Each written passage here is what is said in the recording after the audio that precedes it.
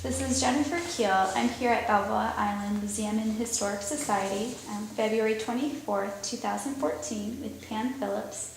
Our first question is, would you please tell me why Balboa Island holds such a special place in your heart? Oh wow, that's hard. There's so many reasons. Well, we started coming down here before we moved down when I was probably 6, 7 years old. So being at the beach and getting to know all the kids in the neighborhood. So it was like a family home away from home before we would rent with my aunt down here. So, but what made it special, I think, people ask what the difference was then is we didn't have a lot of money, and we grew up with people who had a lot of money. And so down here, there was no class distinction. It wasn't like it is now, where people are much more flashy and the money came in. But when we were young, like my best friend's grandfather owned all the land that was now called La Mirada. Right. So it was big money, but you would have never known it. She didn't get a car when she turned 16. You know, she got to drive her mom's car once a week like we all did, you know. And so that made it special because, and also in the high schools, we wore uniforms back then. So that because we had Costa Mesa and Newport Beach kids coming to the same schools, Harbor and then Corona, they had we had to wear dark skirts, navy, charcoal, or black, and white blouses. And if you wore a sweater, you had to wear a dickie under it. And if you knelt down, the skirt had to hit the ground. And then Friday was colored blouse day. And then once a month we had Civvy Day. But Civvy Day didn't mean you could wear what they wear now. You couldn't, there was no such thing as wearing, you know, shorts. We rarely even wore pants, it was always skirts. So even when we moved over to Corona Del Mar High School to start that high school, we kept the dress code when we came over. So, but that was because the class distinction was so great as far as socioeconomic terms for all the families that were combined in these high schools. And it worked beautifully, so nobody felt less than. Everybody was on equal ground, and it was great. And that's how Newport was then. And now all of us who grew up down here, a lot of us belong to this Facebook site called I Grew Up in Newport Beach Before It Was the OC. Have you seen that? No. Oh, well, you want to get a history of this area. Right. That is the place to go. And we're all on there. And people will throw something out. And all of us, we were talking about the Jolly Roger, because we all worked at the Jolly Roger, you know, all of us. And they had a fountain bar, and we'd have parties, and they had a taco shop on that property. And so we were tossing that around for a while just last week, all the comments, people chiming in, you know. So somebody throws something out, and then all of us, we kind of cling together, all of us who grew up down here. Yeah, so that's probably what makes it so special. I'm sort of long-winded, sorry. No, not at all. So your earliest childhood memories were about when you were six or seven. Was that, what years were those approximately? Well, I was born in 46, and we started coming down here in maybe 52 or 3, I really can't remember. My aunt was familiar with it, and so she would rent a house on Amethyst, and then we would come down for parts of the summer and stay. And then we fell in love with it so much that my mom started saving for the house, and she was able to buy it in 55. Mm-hmm. But we just came down on weekends. She started dating my dad, my stepdad, became my stepdad, started dating him, and then we moved down after they got married in 57. What was the community like those years? How was it? What were the distinguishing markers of Balboa Island and when you were experiencing at those distinguishing markers? Yeah, was there a strong communal feel? Was it, was it more of a vacation town? What was? Oh, yeah, I'd say there were more vacationers then, but the people who there were more kids who lived here then, because the houses it was affordable. Over the years, we watched the kids disappear off of the island to the point where there was nobody at the bus stops. And then when the dot-commers came in years later, then they were able to afford to live on the island. And so then they brought children. And so now we see a lot more kids living on the island. But everybody knew everybody. It was very communal. Everybody knew everybody. It was just, and kind of the way it is for those of us who live here full time, you know, still people people sort of hang together. But I think there's more permanent residents now than there were then. I think, and back then it was Bow Week, Easter week was a big deal, and lots of week rentals. What were those events like? Bow Week? Just those. It was crazy. That's when all the kids, college kids or whatever, would come, and their families would rent houses for a week on the island. And the island would just explode with craziness. I mean, it was kids hanging out of cars and yelling and screaming, and I mean, not to the degree they do it now, but for us it was wild back then. And very, very crowded, very, very crowded. And Bow Week went on for years down here until they finally started moving on to Fort Lauderdale and then eventually Mexico, so that doesn't exist anymore, you know. But back then it was a big deal, Bow Week, and also on the peninsula. Peninsula was a big rental pool for Bow Week. So. Do you have a favorite Balboa Island story that brings back fond memories of your childhood here?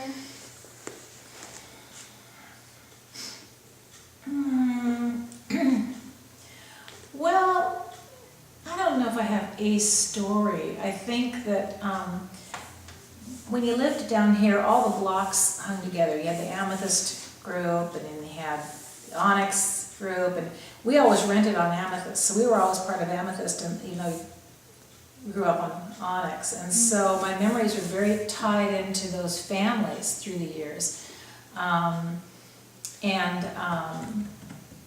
My stepdad managed the market spot down here. The market used to be divided, a third of it was the grog shop. Right next door to my husband's store is right next door to that. So then the market's here, and right between. It was called the grog shop for years, and my dad managed it for 42 years for the Hershey's and the Finleys. And so we were very closely tied in with that family as well. I used to babysit for Tony and Susie when they were little, and Tony and Mina were always around. And my grandmother was of German descent, and so when my grandmother would come down to visit, she would always go and visit with Mina because they could speak German to each other. And so those memories are very near and dear to my heart. I'm not sure if that's what you mean. Absolutely. There's not a real a story per se. But, you know, and all of us still, in fact, the chatter on that Facebook page last week, somebody brought up Kent Schisler, who lived on the bayfront, and we all went to the beach, the same beach, between Onyx and Amethyst, always, as kids. And then the parents would always go get popsicles midday and split them in half for us. And so he was talking about that, memories of that, and talking about, why did I bring this up? It was a really good reason. The Amethyst gang. Oh, and he was talking about a family named the Ogles, and Boo Ogle was a gal who became the first world surfing champion. She's known as Joyce Hoffman now because her mom married Walter Hoffman, and so she got his last name, and that family lived here, and then they moved on down. They still live in Capel Beach. And but anyway, but those kinds of those are real fond memories to me. You know, we sort of hang on those. You know, it's kind of neat.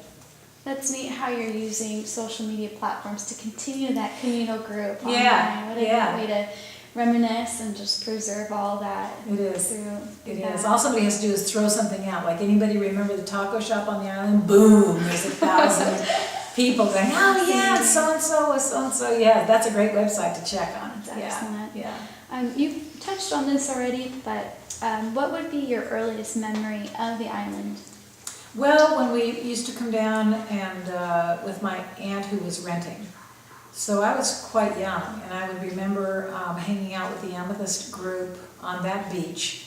And then the Brorings, that's another person who lives down, who's just moved back to the island, Anne Broring, who's been here way longer than me.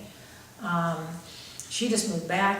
Her parents lived on Amethyst, and I can remember being brought up from the beach and being rinsed up. They had one of those great big deep, in the garage, those deep sinks that you used to see in homes. I don't know if you may be too young, but they used to have really deep, and being in there and being washed off, getting the sand washed off me, and that kind of thing. That's probably my earliest memory of it down here. But the Amethyst Beach was the big deal for us. We always went to the beach there. All the kids went to the beach there. And the only way they could get us out of the water was the popsicles.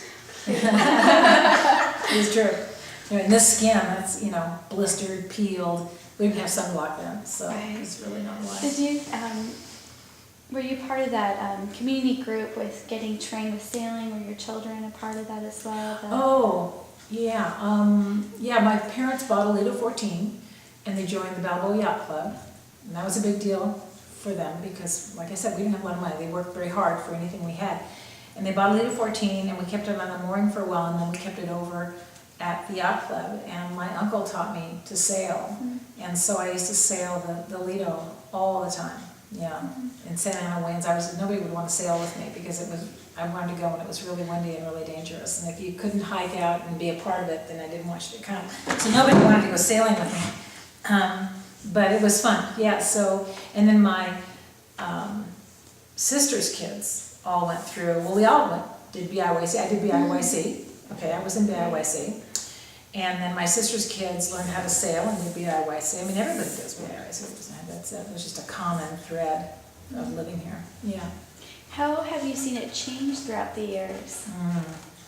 Well, the mansionizing of the homes is, I understand that they pay a lot of money per square foot, so they want to make use of every inch of it, but it's kind of sad to see. And now we're going up 3 stories. I think soon it'll be 4. And the cottages are kind of going away, the quaint cottages, and they've made it very difficult on the remodel end of it because of some FEMA laws and stuff. So I have friends who are very into keeping their homes preserved as a cottage, but they need to do some remodeling for plumbing purposes, just to make it more livable, and you're only allotted a certain amount of money. So it's difficult, it's making it difficult to keep the cottages alive, and so they're selling them just for lot value and just tearing them down. So that's the biggest change, and the influx of money, flashy money, that was never that way down here, ever. And none of us like that. You know, you don't, if you've got it, you don't flash it. It's just, you know, it's not classy at all to do that. And unfortunately, there's a lot of people moving in, you know. And fortunately, a lot of them are going up to the Newport coast. That seems to be where it's more acceptable up there. They see us actually as being on the wrong side of the tracks down here, which is fine with us because we're not crazy about, because it's just, you know, it's just not what the island is about or ever has been. So, but that's probably the most distressing thing to all of us. Absolutely.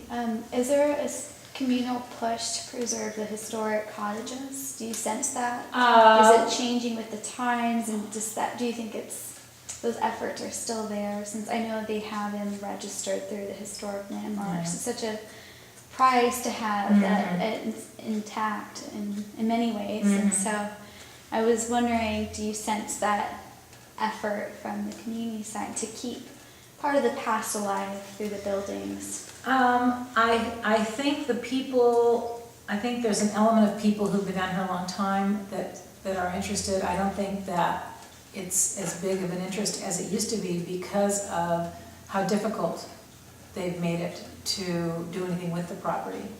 So I think it seems like it's kind of falling off, although the people that I know that have cottages are really hell-bent to keep them cottages and to preserve them if they can. But I don't feel a real historic movement going. No, it's unfortunate.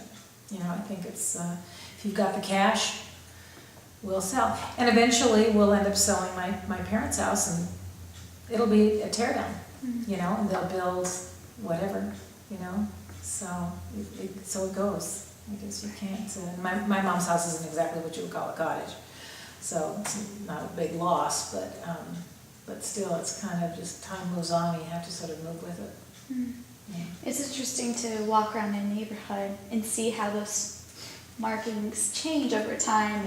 Some keeping its original facade, and then others are upgrading, and it will change the memory of place as well. That the people coming in won't certainly know what it was like prior. So that's why I think this is so critical that you're sharing some of the early memories of what it was like. And yeah, we have a real classic example of that. Is a house came down the street from us, a lot and a half, and they put up a monster of a house, fine, very stark, very monstrous. And these people are not island people. And it was just a matter of time before they took out our fence as they pulled into the alley, which isn't the first time that we have a little white fence that seems to take it in the shorts a lot. And he was so rude.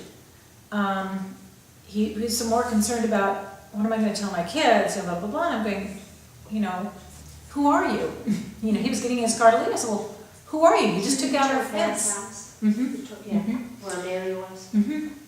And so he was, I live at blah, blah, blah. I gave him the address and got in his car, and he wiped out his car pretty good, which I thought was great, because I think he was very nice. He never came down to the house to offer. That is not the way we roll down here. You do not do that. We live too close for that. Everybody, you have to be working together. And so my husband probably had to go down to the house a couple of times to find somebody home to say, hello, anybody gonna fix our fence? So we got a handyman in to fix it. And finally my husband just had to walk the bill down there. But there was no camaraderie, no pleasantries, and I've been hearing from other neighbors, same stories about them. They're just not island people. They're just, to live down here, we live too close to be that way. You live out of your house more than you live in your house. What would you describe, I love that, the term island people. What would that what does that mean to you? Like, you're sharing about shared values and kind of the development of that, but would you explain that further? Island people, the island, it's people who truly love this island, for one. It's people who live outside their house more than in. It's people who are neighborly and considerate of loud music, of parking issues, of all these there's little innuendos and things that go on every day. Garbage, stuff, cans, parking, little tiny things. And there are people, sometimes they'll come down in their rent, and they're just rude. They're just oblivious to it all. And you can't be. We live too close. You have to work together and live together, because your houses are this far apart. So, the people who are island people it's just a good fit. And the ones that aren't island people, immediately, like, oh, this is not going to work. And so it's hard to describe. It's kind of I don't know what you would call it. It's kind of a way of life thought process. And you're either in it or you're not. And if you are a very, very private person and you don't want anybody to talk to you or see you, you probably shouldn't live on Balboa Island, because we live too close. And so everybody knows everybody's business, whether you like it or not. With that shared space, I'm sure you had a lot of special holidays that you've had here. So I was wondering if you had any special memories that relate to Balboa Island that you'd like to share with Relating to holidays? Yes, so if you had any special holiday memories that relate to experiencing here, perhaps Christmas or 4th of July. I know these are big community events, but I don't know if it could be intimate with the potlucks that are, kind of just on your street that, people come together, or perhaps the larger communal celebration. I don't know if there's a particular story you'd like to share. Well, we used to have block parties all the time. Especially on 4th of July. It was the common thing to do was the city would block, you ask for a permit, they would block the whole block off. Now they won't let you do that. So and everybody brought food, we'd set up tables, so that was always really special. Now people try, they do it in parking spaces, but they won't let you block off the streets. And then Christmas is forever special, forever. The boat parade and the decorated houses and just the feel down here and the tree at the fire station and all of that is just, that's always a good memory. It's always, every year, even now, yeah. So those are probably the two. Easter, there was sort of a visceral reaction to Easter for a long time because of Bow Week, so it was always, there was always 1 week, and that was Easter week and Bow Week, but that's sort of disseminated, so. And Halloween's always been special down here too. There's special, as big of a pain as it is because you can't get on or off the island and you can't park. You know, I mean, it has its caveats, but those are real special times for anybody who's lived down there for any amount of time, I think, yeah. What brought you back? You shared prior to your interview that you grew up here and then you eventually found your place here again. So what drew you once again? I got married when I was 50, first marriage. And I and my husband owned a house on the island. And we dated for 8 years, and I was living in my dad had a house in Costa Mesa, and I'd been living there for a long time, and I quite liked it. I liked the privacy, you know, I loved the island, but I had gotten used to living off of the island. And so, the women he was dating before me would say, oh, you live on Balboa Island, oh, you know, and I was saying, oh, you live on Balboa Island. I was kind of like, do I want to move back there? You know, if you get used to your private life and stuff, you have to acknowledge what you're doing, you know. And so when I got married, I moved back to the island, and that was 16, 17 years ago. Yeah, and my mom was still here. My mom just passed away 5 years ago. And my dad 7 years ago. And then my sister has lived on Sapphire. She got married, and they rented a house on Sapphire for years, and they ended up buying that house on Sapphire. And then right after they had their first child, they bought the house across the street and sold that house, and she's still in that house to this day. And that was, she got married when she was 23, so do the math, it's been a long time. Yeah. Has that been a unique experience having your sister here as well? Mm-hmm. It was neat, especially when my folks got older, for both of us to be so close. We could get on our bike or walk or whatever to get there quickly, and that was a real blessing. And it enabled my dad. Unfortunately, had to go to a nursing home, but my mom was able to stay at home and with caregivers. And it was because we were so close, we were able to do that. I always have such empathy for people who live far away from their parents and are trying to manage their care. Very, very hard to do. It was hard enough to do when we lived just a few blocks away. So yeah, so it was really special. And now we still have that house. We rent it out. So I don't know, probably eventually sell it.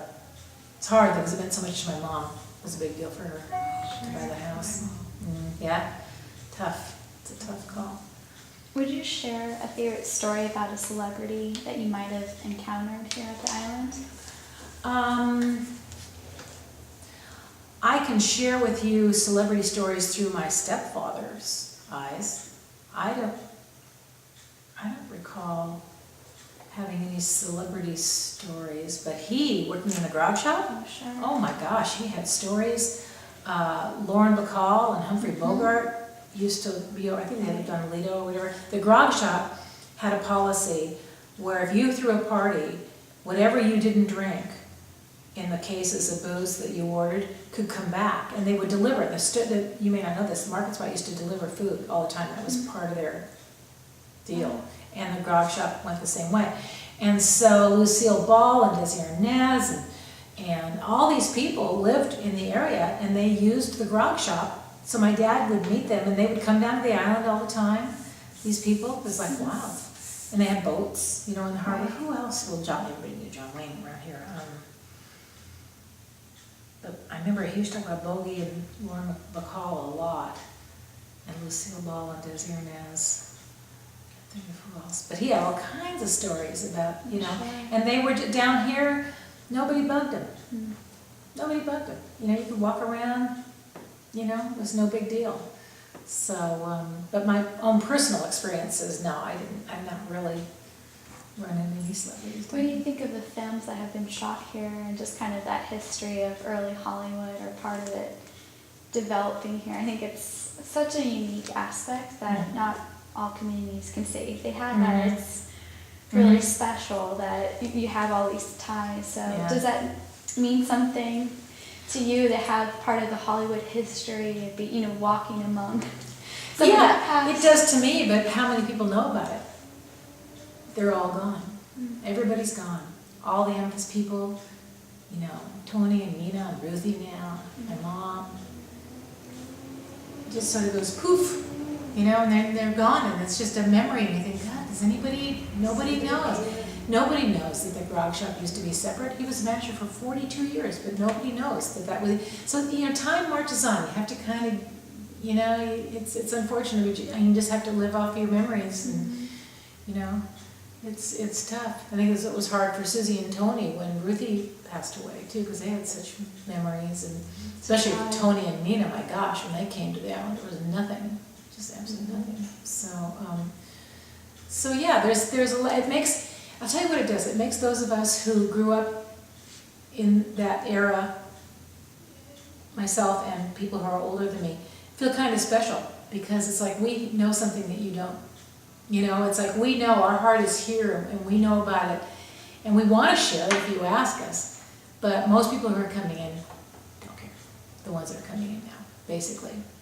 It's pretty rare. So those of us who grew up here really hang together. We still get together socially as friends that are 50-year friends and more. So it's kind of nice. It's nice to have that. Yeah. That's a very neat aspect to living here, that you could have that. Yeah. Would you share any life-changing events that occurred to you while on Balboa Island? Life-changing? Well, I don't, because of the island, you mean? Because of living here, or Perhaps, just in my own? Just any special memories of yourself, or perhaps relatives that have shaped your idea of what this means to you. Like, well, I don't quite know how to answer that. There are things, there were things that happened back then, like what's known as Crystal Cove now. It used to be a tent community in the summer. And my cousins who lived in San Gabriel, and my aunt, every summer would erect the tent. They were like the 2-bedroom tents, the big ones. They had a whole line of them down there. And we would go down there all the time and have bonfires and whatever. And then my cousins would walk all the way from Crystal Cove on the ocean. They'd do it at low tide to the island to see my mom. Those kinds of things go way back, that kind of form. But I'm not sure quite how to answer your question. Ask me again. Sure. Perhaps I know that you moved here when you married, and you grew up here. So perhaps some of those things that really shaped you, and any of those things that. Well, opening the high school was Right, key. Right. That's great.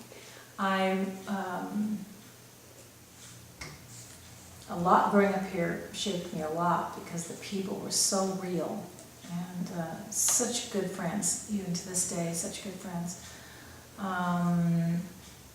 Going to Orange Coast College, all of us went to Orange Coast College, except for a couple people, like my friend whose grandfather owned La Mirada. She went right to SC. And, but the rest of us all went to Orange Coast College. It was like a progression that everyone did. Nobody went off to a 4-year college, and very rarely, And that was its own community to itself, because we still lived here, so it just kind of was contained in the same school. But other than that, I mean,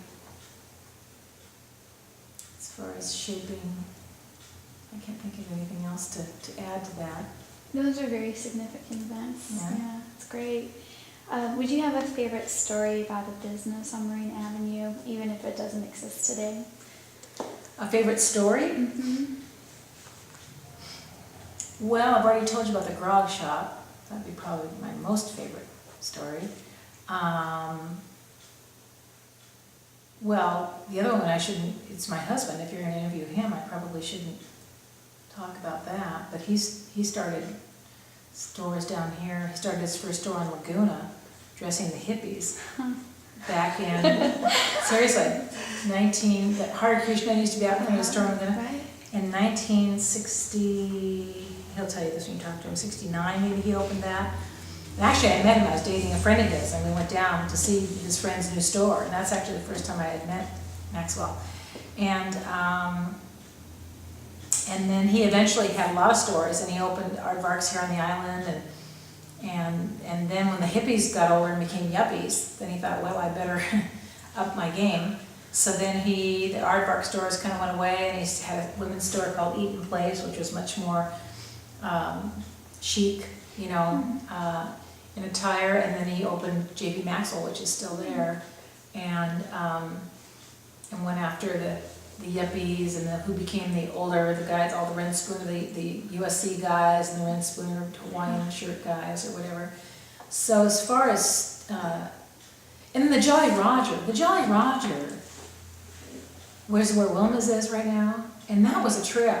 I mean, that was a happening for all of us as kids. Everybody worked there. You started out as a clear girl. At 15 and a half, I started as a clear girl, which is what we call a busboy now. And you work with the waitress and you clear the tables, and then you progress to becoming a waitress. And we would have soda fountain fights, throwing the chocolate sauce and the marshmallow at each other. And where the room is that faces out there now, that was an ice cream shop with a window. There's still the sliding window. That was all ice cream, Frosties, good Frosties there. And then on the other side, there was the taco shop where you could get Tom Archer and Alice had this little taco shop. And and the managers, I mean, we would do things like we would rig a bucket of ice over the back door and dump it on our manager's head. I mean, it was a happening. It was so much fun. You know, it wasn't really work.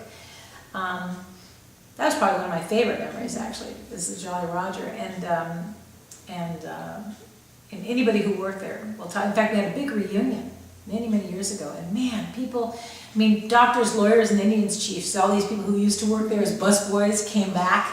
It was wild. Andy Size was a big ophthalmologist here. He used to work as a busboy. He was there, that kind of thing. It was just crazy. But that was a really good memory, and that was a very island life. That was very much. And then somebody would always get thrown in the bay. Always, you know. Once a week, somebody would get carried down to the bay and thrown off the pier into the water. And it was okay. We just did that. You know, we were kids having a good time, and then they let us, and it was all safe and sane. There was no drinking, there were no drugs, none of that. You know, it was just good fun. So those are real good memories. I'm sure. Mm-hmm. Were there any other thoughts you'd like to share about the island? No, I think, gosh, you don't think you are unique or know anything different until somebody starts asking you anything, and then they go, really? And you go, well, yeah, because it's just common knowledge to us. Right. But I will say that this is terrific, what they've done here, this, you know, to document the island and keep it preserved so that people can understand the origin of the island and appreciate it a little bit better. Because I think there's still people that genuinely would like to be involved in that, and they move down here and they love that feel, and they, you know, Right. you know, it's not, I make it sound like it's all one way, but it's not. There's still a good number of people that move down here that really want to preserve it and keep it nice and are interested in this and whatever. And we had, I'll let my husband talk to you about the bird club and tricycle races. We used to have tricycle races down, you know, and then Ann Broering, if you can get a hold of her, Ann Robertson is her name now. Hans Broering had a gas station on the other side of the Island Bridge. I mean, you know, there's just so many memories, so many good memories. Yeah. That's wonderful. Yeah. Well, thank you for Yeah, your time. you're welcome. I really appreciate your thoughts on the history of this island and your personal stories. It's wonderful what Okay. you're sharing here. So that concludes our interview. Thank you. Thank you.